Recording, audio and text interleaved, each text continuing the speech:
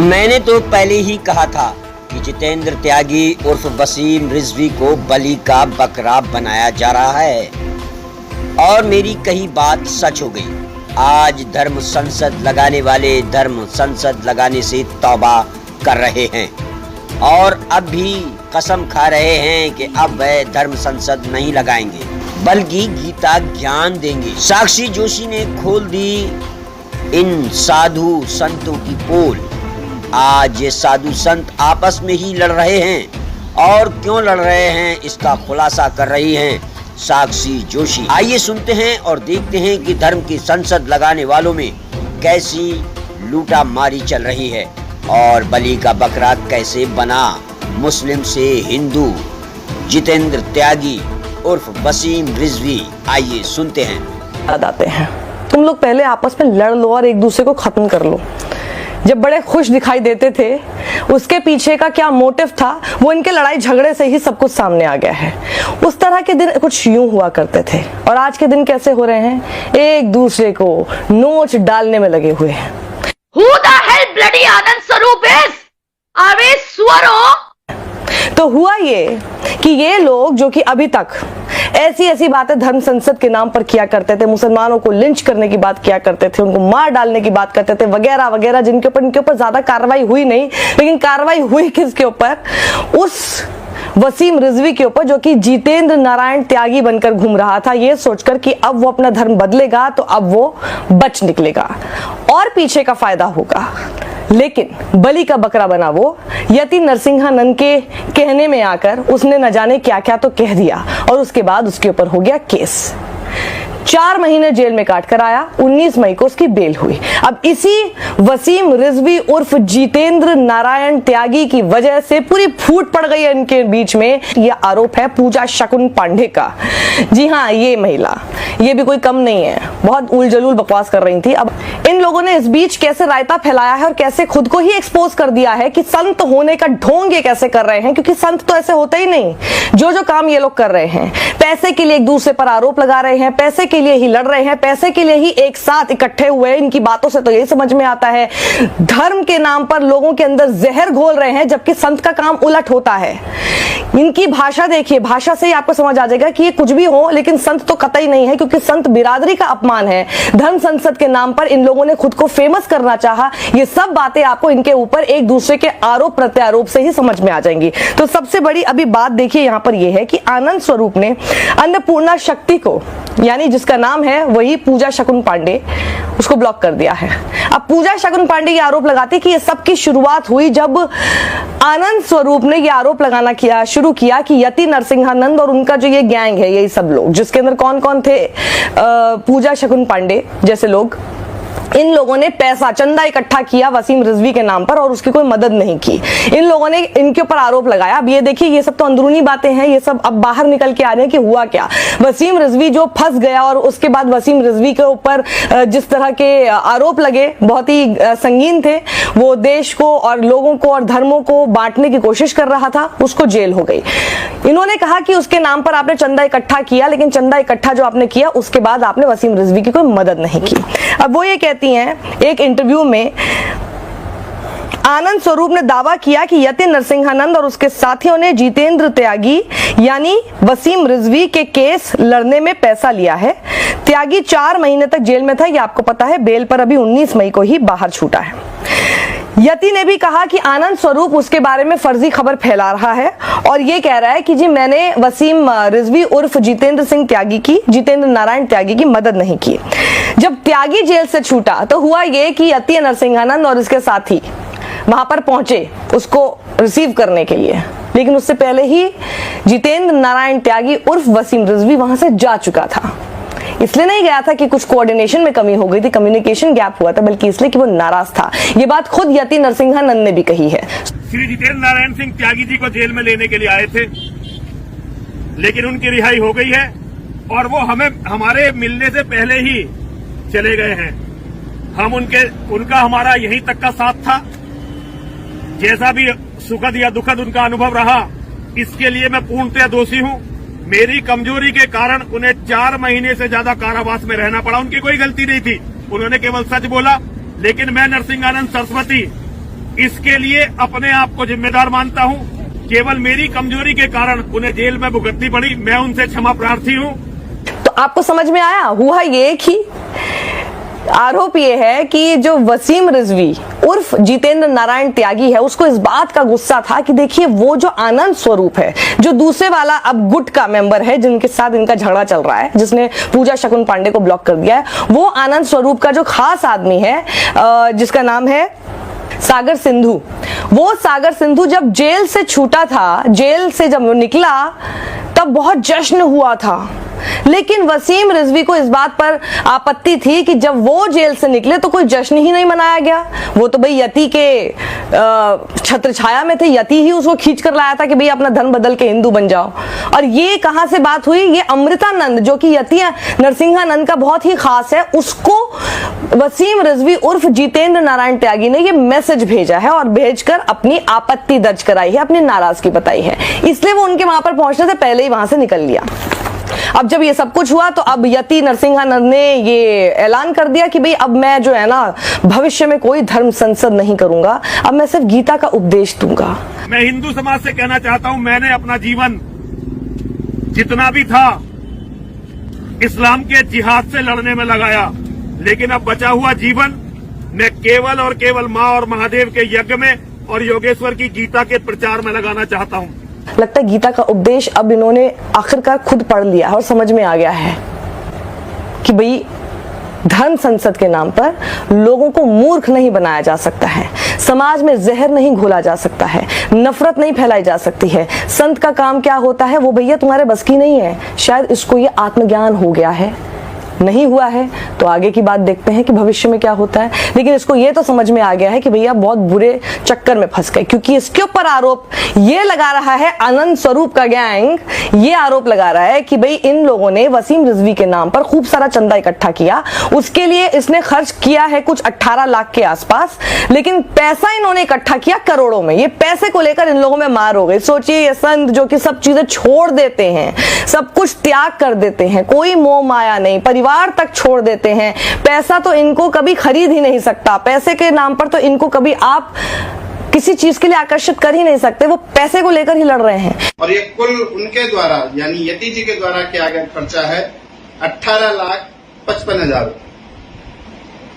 यह तो है खर्चे का हिस्सा, किंतु त्यागी जी का कहना है कि 18 चैनलों से जो त्यागी जी के नाम पर बिना उनको बताए वसूला जा रहा था, जो कि करोड़ों में है। कृपया अब देने वालों की का नाम भी सूची बनाकर प्रकाशित करें, उनकी सूची, ताकि पहली बात तो अच्छी नीयत से देने वालों को पता चले कि उनके पैसे का कितना दुरुपयोग हुआ, और त्यागी जी प्रत्येक व्यक्ति को एक व्यक्ति को धन्यवाद कर सकें जिसने उनकी सहायता के लिए बहुत भरमानस से रुपया और पैसा दिया। त्यागी जी का कहना है कि यह जो बार बार मीडिया में ट्रायल चलाया जा रहा है और उन्हें और स्वामी जी को जो टारगेट बनाया जा रहा है, ये वास्तव में एक सोची समझी साजिश है, एक षड्यंत्र है, ताकि त्यागी जी के नाम पर जमा किए गए पैसे को एडजस्ट किया जा सके। पैसे को लेकर ये जो इतने खुशी खुशी दिखाई दे रहे थे पुलिस के सामने जब ये सौंपने गए थे अपनी तरफ से काउंटर FIR, और तब इतना मुस्कुराते हुए हंसते हुए एक साथ एकजुट दिखाई दे रहे थे, तभी इनकी ये सब शक्लें देखकर समझ में नहीं आ गया था आपको ये संत हैं, ये जो काम कर रहे हैं, जिस तरह की हंसी ठहाका तब लगा रहे थे एक इतने घिनौने कृत्य के बाद, आपको लगता है कि इनका कुछ हो सकता था भला? अब इसी में पूजा शकुन पांडे आरोप लगाती है कि देखिए जो वसीम रिजवी है ना, देखिए ये तो मुसलमान ही निकला, अभी भी वो सारा उनका शुरू हो गया है, ये ना असल में मुसलमान ही निकला और ये कभी हिंदू बना ही नहीं, इसी ने ये सब चीजें की है। ये आया ही एक षड्यंत्र के तहत था और हमारे बीच में फूट डालने के लिए आया था। और शब्दों का इस्तेमाल देखिएगा पूजा शकुन पांडे का, शब्दों का इस्तेमाल ये है, वही लोग जो कि ये लोग आपस में गलबैया करते घूमते थे, सब लोग आपस में एक दूसरे के साथ हंसी ठाके लगाते थे, बड़े दोस्त बने फिर रहे थे, उसी आनंद स्वरूप के लिए अब ये बात बोलते हैं कि इसको तो जब दिसंबर में यति नरसिंहानंद ने धर्म संसद करने का ऐलान किया तो ये आनंद स्वरूप रोने लगा का मतलब कि भैया इसको प्रॉब्लम ये हो गई कि जी हमें तो बुलाया ही नहीं, कि जी हमें तो बुलाया नहीं, इसको ये प्रॉब्लम हो गई कि जी ये लोग तो सब फेमस हो जाएंगे, मतलब धर्म संसद के नाम पर तुम लोग सब फेमस ही होना चाह रहे थे ना, जैसे इसे लगा के धर्म संसद में सब लोग बड़े फेमस हो रहे हैं। और आप सबको, इन सबको ये बात पता थी कि ऐसे ऐसे बयान देंगे, ऐसे ऐसे हेट मंगरिंग बातें करेंगे तो ये लोग लाइमलाइट में आएंगे, चाहे वो नेगेटिव हो। और इनको इस बात का ना गुरूर था कि हमारे खिलाफ, क्योंकि हमने तो भगवा धारण कर रखा है, हमारे खिलाफ कोई एक्शन नहीं होगा, कुछ नहीं होगा, हमें कोई छुएगा भी नहीं। और जब छूने की कोशिश की गई तो आपने देख ही लिया था यति ने कितने ड्रामे करने शुरू किए थे कि मैं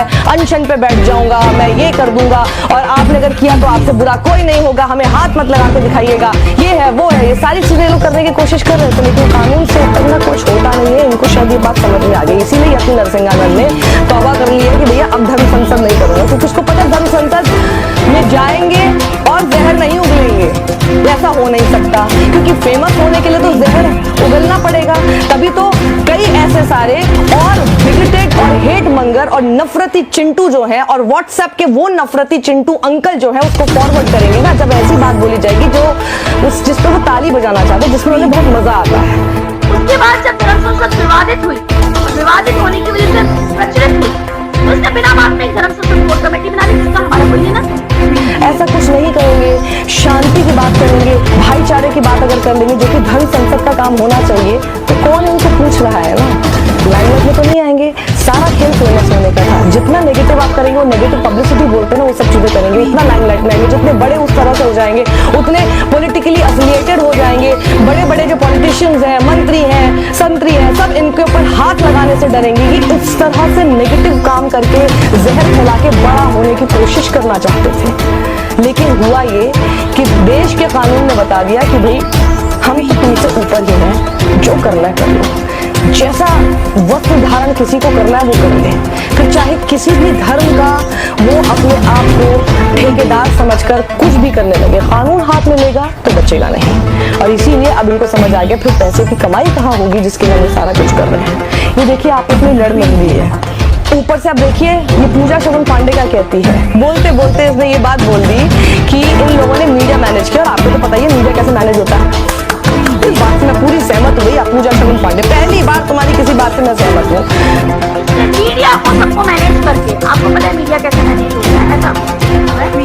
लेकिन अफसोस कि जब खुद पर बीतने लगी इन सब लोगों की, तो एक दूसरे के कच्चे चिट्ठे खोलने शुरू हो गए। वो कच्चे चिट्ठे जो कि वही अपूर्वानंद इनको अभी तक अपना बड़ा अच्छा दोस्त लग रहा था, साथ मिलकर ठहाके लगा रहे थे, अब उसकी पुरानी तस्वीरें कुछ निकाल कर यति और पूजा शगुन पांडे ये लोगों के बीच में बताने की कोशिश कर रहे हैं कि देखिए ये तो मुसलमानों के साथ है। उसकी मुसलमानों के साथ कुछ पुरानी तस्वीरें निकाल के ये बोलने की कोशिश कर रहे हैं, जता रहे हैं कि देखिए ये जो है ना हिमालय के अंदर रोहिंग्याओं को बसाने के लिए इस जैसे संत महात्मा का काम है।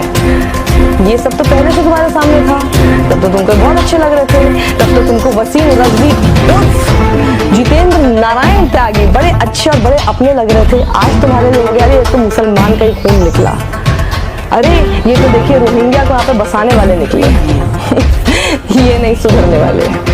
आप तो सुधर जाइए, आपके धर्म के नाम पर, आपके धर्म के उस रंग के नाम पर जिस पर आप एक दूसरे से लड़ने के लिए राजी हैं, जिस पर आप एक दूसरे को से बात करने के लिए मना कर देते हैं, अपने भाई बहन रिश्तेदार सब कुछ तबाह हो गया है लोगों का। व्हाट्सएप पर आप अपने ग्रुप्स में लड़ाई कर लेते हैं। आप टेलीविजन चैनल देखने के बाद एक दूसरे को इंसान की नजर से नहीं देखते। उन न्यूज एंकर्स ने जिसके लिए इतना सारा काम करने की कोशिश की, जिनके लिए इतने डिबेट्स की हैं, जिस मीडिया को खुद ही बता रही है पूजा शगुन पांडे कि कैसे मैनेज किया जाता है आप जानते हैं, उन सब के चंगुल में फंसते हुए आप इंसान बनना ही छोड़ गए। कुछ मत कीजिए, सिर्फ इंसान बनने की तो कोशिश कर लीजिए। उस वो भी ना हो तो बेवकूफ होना तो बंद कीजिए ना, वरना सिर्फ चेहरा अपना जब आईने में देखेंगे तो आपका ही अस्तित्व, आपका अक्स आपके ऊपर हंसेगा, जैसे आज पूरी जनता हंस रही है। और करो इन पे विश्वास। आपका चंदा इकट्ठा करके आपस में लड़ मर गए, आप ही के नाम का, आप ही के धर्म के नाम का चोला ओढ़े हुए, और इनको आप कहते हैं संत महात्मा। अब तो ये भी बता रहे हैं कि ये क्योंकि आपस में झगड़ा हो गया, ये वसीम रिजवी यति को अगर बाहर नहीं निकाला तो मैं ये कर दूंगा, हम बिल्कुल बॉम्बिंग हो जाएगी। इस तरह की भाषा ये संत महात्मा दे रहे थे, किसी आतंकवादी के शब्दों से कम नहीं है। ऐसी ये लोग भाषा का इस्तेमाल कर रहे थे, और अब इनकी इतनी फूट पड़ गई कि कह रहे ये जो यति नरसिंहानंदन है ये तो सन्यासी भी नहीं है, क्योंकि सन्यास लेने के बाद भी ये अपने बीवी बच्चों से लगातार मिलता है। एक दूसरे के कच्चे चिट्ठे सब खुल रहे हैं, यानी एक दूसरे के बारे में कितना कुछ ये लोग जानते हैं।